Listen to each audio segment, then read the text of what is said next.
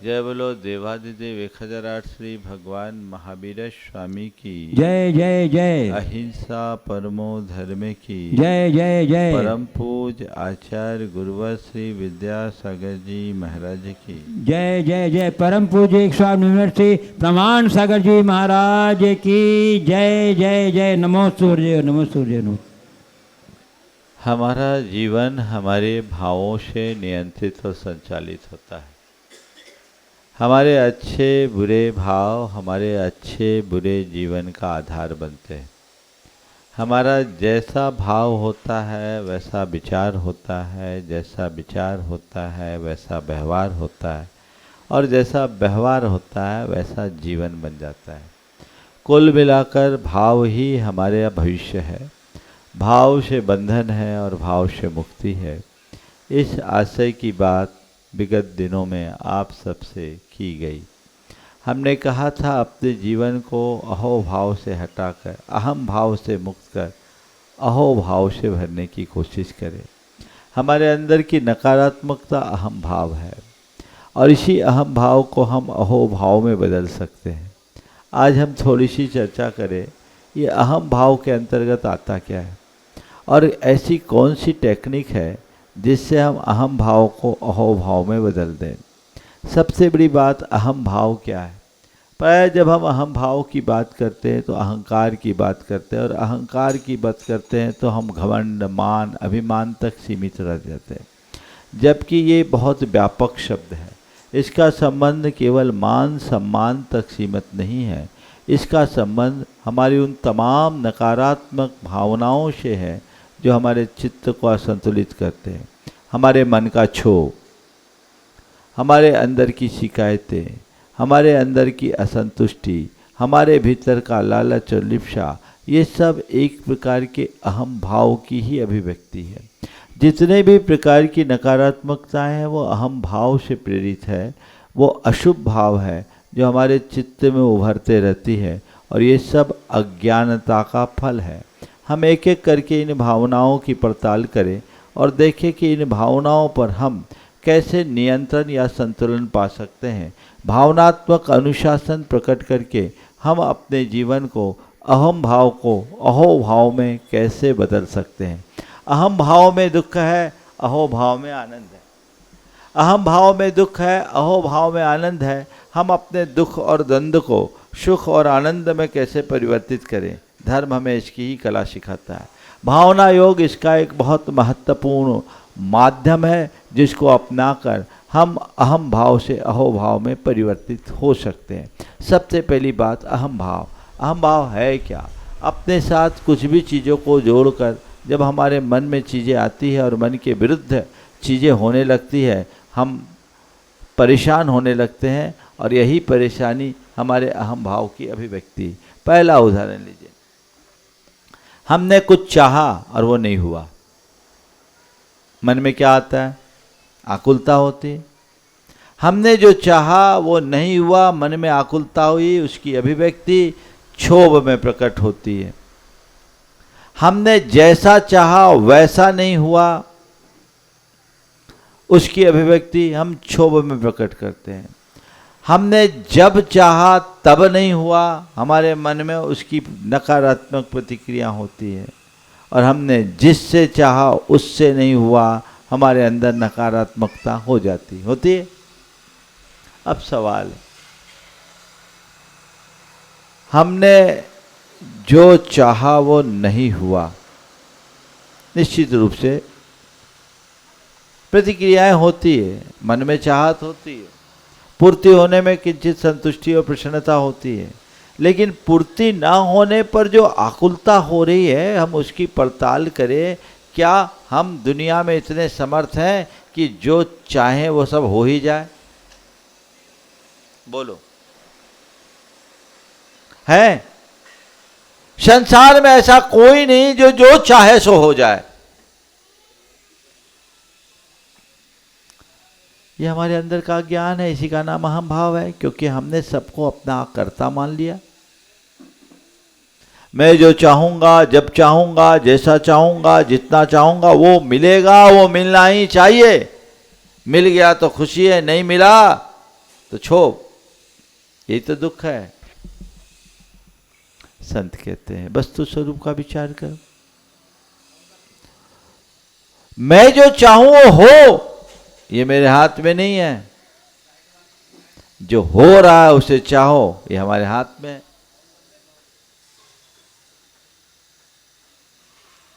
हो, जो मैं चाहूं वो हो, इस आग्रह का नाम अहम भाव है भैया। जो मैं चाहूं ये हो, इस आग्रह का नाम अहम भाव है, जो हमारे चित्त को आकुलित और असंतुष्ट करता है। और जो हो रहा है उसे मैं स्वीकार करूं, उसे चाहूं, ये अहोभाव की अभिव्यक्ति है जो संतुष्टि और प्रसन्नता को प्रदान करती। बोलो, आप अपनी वर्तमान स्थिति से संतुष्ट हैं या असंतुष्ट? हाँ? मन में शिकायत है, अहम भाव है। मन में असंतुष्टि अहम भाव है। मन में क्षोभ है, अहम भाव है। मन में आकुलता अहम भाव है। और ये सब अज्ञानता का परिणाम है। क्यों? ठीक है महाराज, फिर तो कुछ इच्छा ही नहीं करें। हम तुमको कहें इच्छा नहीं करें, चाहोगे भी तो इच्छा नहीं, ऐसा नहीं होगा कि तुम इच्छा से मुक्त हो जाओ।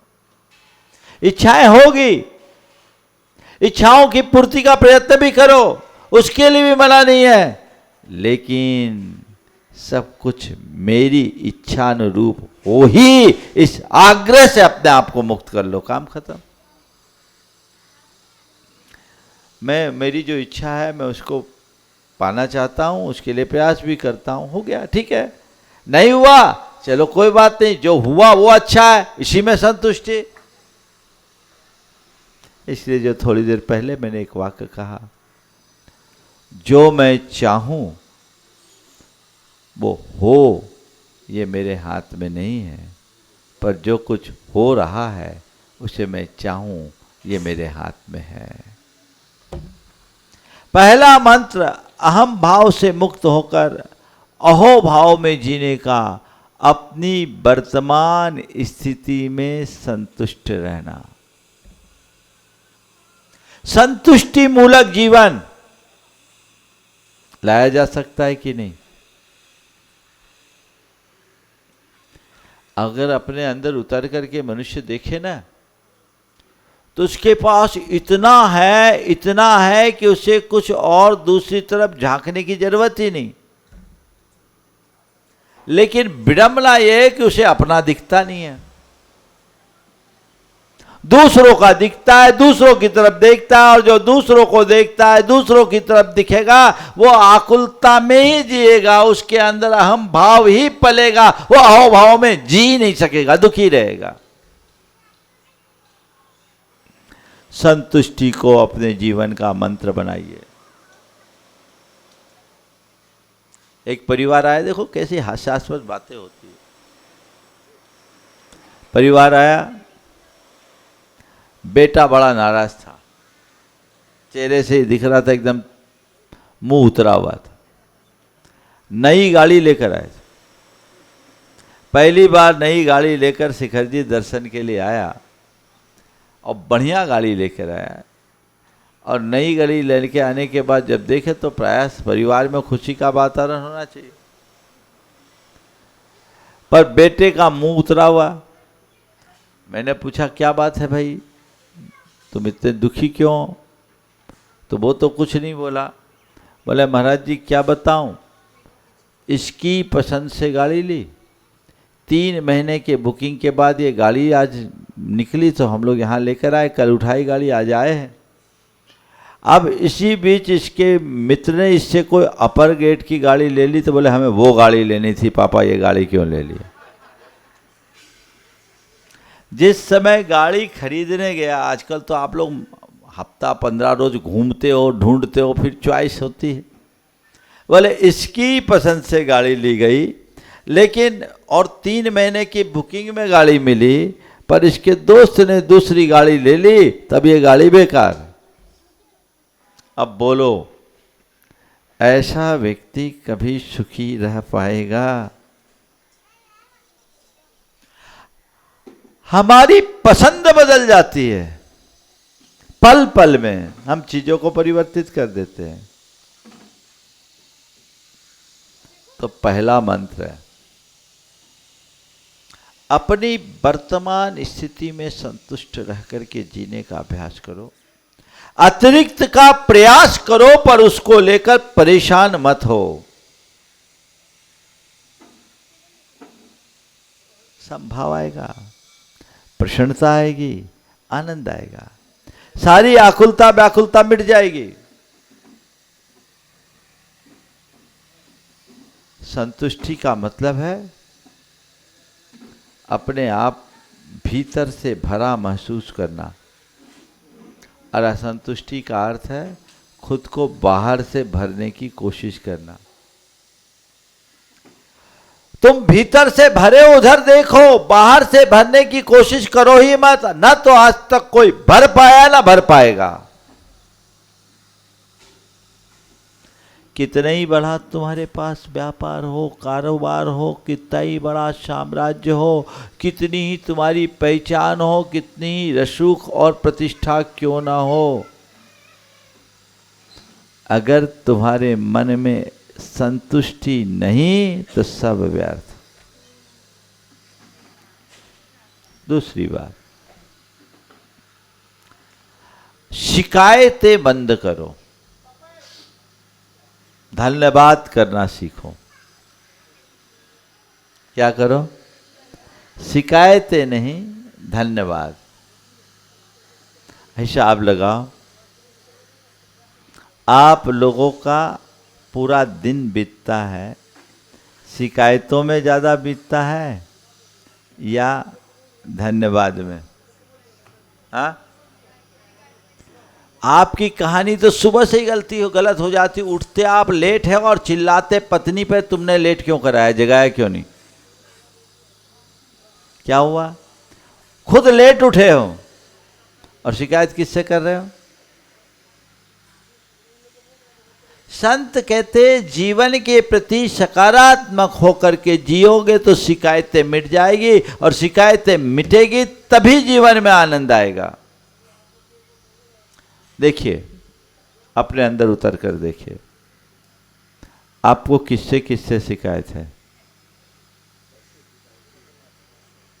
हाँ, स्वयं से, स्वजनों से, समाज से और गुरुओं से। कोई बचे हैं? भगवान से सब आ गए। भगवान से तो आप लोग रोज शिकायत ही करते हैं, भगवान आपने कौन सा हमारे ऊपर कृपा क्यों नहीं की। जिसके चित्त में नकारात्मकता होती है वो शिकायतों में जीता है, और जिसके चित्त में सकारात्मकता होती है वो संतुष्टि में जीता है। देखो, शिकायत और संतुष्टि दृष्टि के परिवर्तन से कैसे परिवर्तित होती है। एक शिकायत कर रहा है और एक धन्यवाद कर रहा है। हम कैसे कर रहे हैं? एक भगवान के दर्शन के लिए भगवान के चरणों में एक सेठ आया, और सेठ आकर के भगवान से कह रहा है, हे भगवान, तू मुझ पर कृपा क्यों नहीं करता? तूने मुझे दौलत तो दी पर शोहरत क्यों नहीं दी? तूने मुझे अच्छा शरीर दिया लेकिन स्वास्थ्य क्यों नहीं दिया? परिवार तो बचाया पर संतान क्यों नहीं दी? मैं तेरा इतना भक्त, तू मुझे शोहरत दे, स्वास्थ्य दे, संतान दे, मेरी भक्ति को तो क्यों नहीं मानता, मुझे सुनता क्यों नहीं है? भगवान को सुना के चला गया। थोड़ी देर बाद एक भिखारी भगवान के चरणों में आया, अंधा भिखारी। अहोभाव से कहा, हे प्रभु, किन शब्दों में आभार व्यक्त करूं तेरा? बड़ा आभारी हूं तेरा, तूने तो मुझे कृतार्थ कर दिया। माना मेरे आंखें नहीं है, पर तू पर कितनी मेहरबानी किया। मेरे दोनों सबल पैर है, उस बहाने तेरे दर पर तो आ जाता हूं। मैं तुझे न देख पाऊं मुझे इसका गम नहीं, तेरी दृष्टि मुझ पर पड़ जाती है, इससे ही मैं निहाल हूं। अब बोलो, भगवान का असली भक्त कौन है? हाँ, भिखारी कौन है, पहले वाला या बाद वाला? जिसको आप लोग भिखारी मांगते हो तो 2-4 रुपया की भीख मांगता है, यहाँ तो लोग करोड़ों की भीख मांगने के लिए चले जाते हैं। भगवान, जब तक शिकायतें भिखारी बने रहोगे, जब धन्यवाद का भाव आएगा तभी सेठ बनोगे। जीवन का मंत्र बना लो, मुझे सेठ बनना है, गरीब नहीं। हर चीज को पॉजिटिवली देखो। आज सबको एक दूसरे से शिकायत है, पति को पत्नी से, पत्नी को पति से, पिता को पुत्र से, पुत्र को पुत्र पिता से, भाई को बहन से, बहन को भाई से, देवरानी को जेठानी से, जेठानी को देवरानी से, अड़ोसी को पड़ोसी से, पड़ोसी को अड़ोसी से। शिकायतें ही है ना। कोई न कोई तुमने ऐसा क्यों नहीं किया, तुम्हारे कारण ऐसा हो गया, तुमने ध्यान नहीं दिया, तुम्हारी वजह से ऐसा हो गया, यही सब चलता है ना। अगर थोड़ा सकारात्मक सोचोगे सारी शिकायतें मिट जाएगी। किससे शिकायत? देखिए, शिकायती व्यक्ति और अहोभाव में जीने वाले व्यक्ति की क्या परिणति होती है और उसके जीवन में कैसी आनंद की बहार बहती है और कैसे आकुलता होती है। एक की धर्मपत्नी हमेशा चिड़ी रहती थी, अपने पति से शिकायत ही करती थी, कितना ही कर दे कोई ना कोई नुक्सों निकाली देती थी। एक रोज वो अपने मायके से आई, फोन किया, आ रही हूँ, गाड़ी भेज देना और बहुत सामान है, बड़ी गाड़ी भेजना। जिस स्टेशन पर उतरना था उससे 100 किलोमीटर दूर उसका घर था। सवेरे 4 बजे गाड़ी आनी थी। अब पति 2-2:30 बजे उठ करके गाड़ी खुद लेकर के, खुद ड्राइव करके स्टेशन पर गया। पत्नी ने जैसे ही सामान पति को देखा, खुशी तो बाद में, छूटते ही पूछा कौन सी गाड़ी है? बोली छोटी गाड़ी है। छोटी गाड़ी सुनते ही त्योरियां चढ़ गई। आप लोग बिल्कुल ध्यान ही नहीं देते। पता है मैं मायके से आई, इतना सारा सामान लेकर के आई, आपको फोन भी कर दिया, आपको कुछ समझ में नहीं आता, खेर नहीं कर, इतना बड़ा सामान कैसे जाएगा? मैंने कहा था बड़ी गाड़ी लेकर आना। पति बहुत गंभीर था, उसने कहा माफ कर, क्षमा कर, मुझसे गलती हो गई, छोटी गाड़ी आई है, मैं गाड़ी लेके जा रहा हूं, तू टैक्सी करके आ जाना। मैं गाड़ी लेके जा रहा हूं, टैक्सी करके आ जाना। वो गाड़ी लेके आ गया। अब पत्नी एकदम आग बबूला। पति ने कहा तुझे ये इस बात की तो तकलीफ हो गई कि छोटी गाड़ी क्यों लाए, पर पहले पूछा कि आखिर क्या वजह है?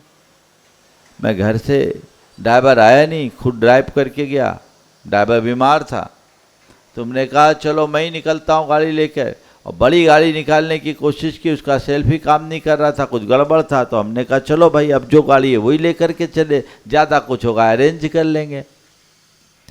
लेकिन इतनी सबूरी कहाँ। शिकायती व्यक्ति खुद के नजरिए से देखता है, सामने वाले को समझने की कभी कोशिश ही नहीं करता। होता है ना, तुमने ऐसा क्यों नहीं किया? अरे नहीं किया कि नहीं कर पाए ये तो देखो। हाँ, होता है। अगर आपके अंदर अहोभाव होगा ना तो आप सोचोगे पॉजिटिव। मान लीजिए आप खाना खाने के लिए बैठे हैं, आपको ठंडी रोटी मिल रही है, ठंडी रोटी मिल रही है। अमूमन ठंडी रोटी खाना पसंद नहीं करते, आप क्या प्रतिक्रिया करोगे? ईमानदारी से बोलो दिलीप भाई। मान लो खाने के लिए बैठे हो और श्रीमती जी ने ठंडी रोटी परोसी है, तो अब क्या करोगे? प्रथम प्रतिक्रिया क्या होगी? यही हम अपने भावों के स्तर को माप सकते हैं।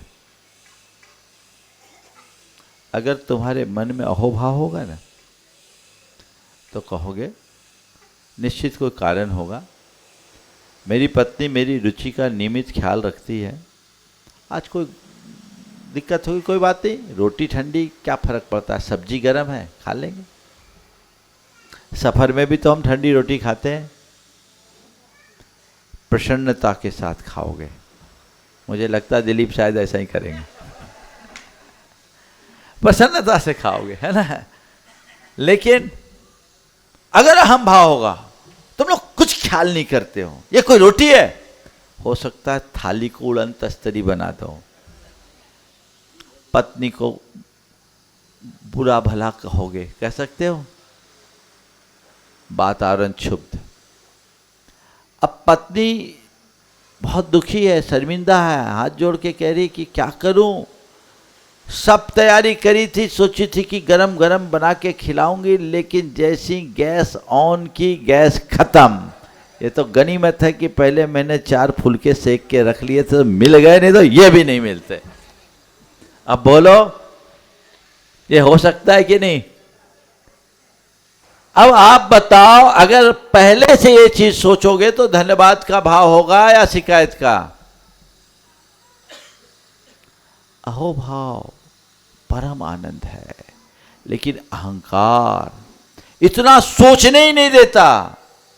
अहंकारी सबको अपने हिसाब से चलाना चाहता है, और अहोभाव का धनी सबके हिसाब से चलता है। बस इतना ही अंतर है। कैसे चल रहे हैं हम, कैसे चलाना चाह रहे हैं, हमें ये देखने और समझने की जरूरत है। बातें छोटी है पर गहरी है। बदलाव होना चाहिए। तो मैंने अभी आपको एक बात बताई, जो कहा कि तुम लेके आ जाना, अहम भाव की बात आई। अहोभाव की दूसरी बात, भोजन परोसा और सब्जी में नमक की जगह भूल से फिटकरी डल गई, और पति प्रेम से भोजन कर लिया बिना प्रतिक्रिया के। आप सोच लो, नमक और फिटकरी के स्वाद में तो अंतर। बाद में जब पत्नी ने भोजन किया, उसको फिटकरी का स्वाद हुआ तो बड़ा कष्ट हुआ कि ये कितनी बड़ी गड़बड़ हो गई। आज हमारे पति को मैंने फिटकरी की सब्जी खिला दी और वो चुपचाप खा लिए, उनको कोई तकलीफ ना हो जाए, कोई नुकसान ना हो जाए, उन्होंने कुछ बोला भी नहीं। आ गई रोते हुए, क्षमा करो बड़ी गलती हो गई, फिटकरी भूल से डल गई और नमक की जगह, और आपने कुछ कहा क्यों नहीं? उसने क्या कहा? उसने कहा, मैंने सोचा रोज मेरी रुचि के अनुरूप मुझे अच्छे अच्छे भोजन कराती है, एक दिन थोड़ा गड़बड़ भी हो गया तो क्या फर्क पड़ता है।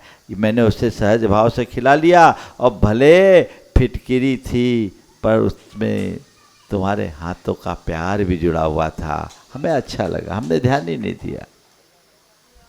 हो सकता है ऐसा, ये मैं कोई किस्सा नहीं सुना रहा हूँ, ये सही घटना बता रहा हूँ। जिसके अंदर सकारात्मकता होगी वो ऐसा करेगा। हालांकि कई दूसरे भी होते। एक बार मैंने अपने प्रवचन में पूछा कि ये बताओ, भोजन करने के लिए बैठे हो और सब्जी में नमक नहीं हो तो क्या करोगे? प्रतिक्रिया करोगे या चुपचाप खा लोगे? भोजन करने बैठे हो, सब्जी में नमक ना हो तो क्या करोगे? प्रतिक्रिया करोगे या चुपचाप खा लोगे? एक ने कहा चुपचाप खा लेंगे। चुपचाप खा लेंगे। मुझे बहुत अच्छा लगा। मैं उसकी क्षमता की सराहना कर ही रहा था कि उसके बाजू में उसका दोस्त बैठा था। मैंने कहा, भाई तुम तो बड़े क्षमतावान हो, बहुत सराहनीय कार्य है तुम्हारा। मैं कह ही रहा था कि बाजू में बैठे दोस्त ने वहीं सभा में कहा, महाराज समता छोड़ो, खैरियत इसी में, नहीं खाएगा तो वो भी नहीं मिलेगा।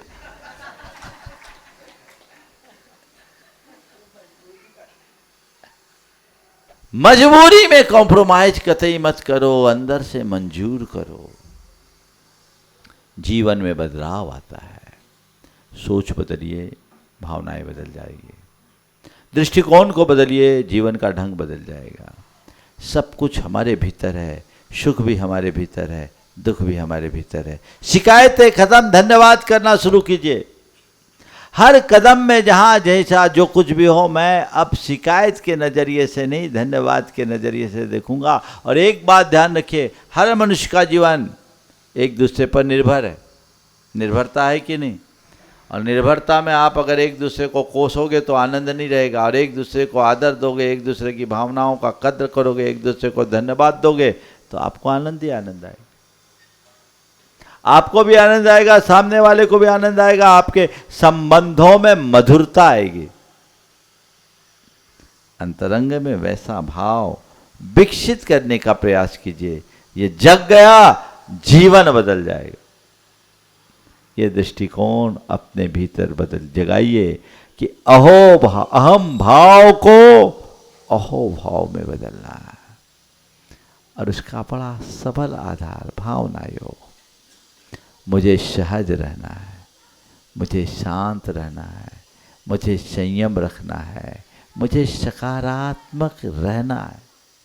ये 4 ऐसे मंत्र हैं, आत्मसात कर लो, जीवन की धारा बदल जाएगी। सहज रहना है, शांत रहना है, संयम रखना है और सकारात्मक रहना है। हर स्थिति में संतुष्ट और मस्त रहने की आदत बन जाएगी, शिकायतें समाप्त हो जाएगी।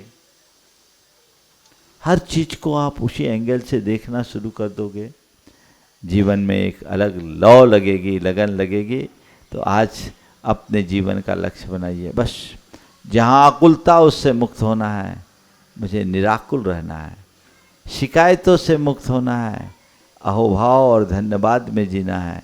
अपने मन को कृतार्थ महसूस करे और औरों के प्रति कृतज्ञता का भाव ज्ञापित करे, उन्हें धन्यवाद देना सीखें, तो बड़ा अलग आनंद आएगा। अहोभाव धन्यवाद भी ज्ञापित करता है, अहोभाव हमें विनम्र भी बना देता है, और अहम भाव किसी को धन्यवाद नहीं देता, अहम भाव किसी के प्रति कृतज्ञ नहीं होने देता, और अहंकारी कभी अपनी गलती को स्वीकारने को तैयार नहीं होता। आजकल मैं देखता हूँ छोटे छोटे बच्चे भी जल्दी से सॉरी कहने को तैयार नहीं होते, ईगो है, वो सॉरी नहीं कहते। ये बड़ा अंतर आ गया, छोटा अबोध बच्चा, उसका ईगो भी है, उसको खत्म करे। भावनात्मक रूप से जब तक हम अपने अंदर संतुलन विकसित नहीं करते, तब तक जीवन में ऐसा बदलाव नहीं आ सकता, और जब तक जीवन में ऐसा बदलाव नहीं आता, तब तक हम अपने जीवन में कोई उपलब्धि घटित नहीं कर सकते। तो आज का सूत्र है अहम भाव से अहो भाव की ओर बढ़ना और जीवन को आनंद से भर करके चलना। सार संक्षेप में मैं यहीं पर विराम दूंगा।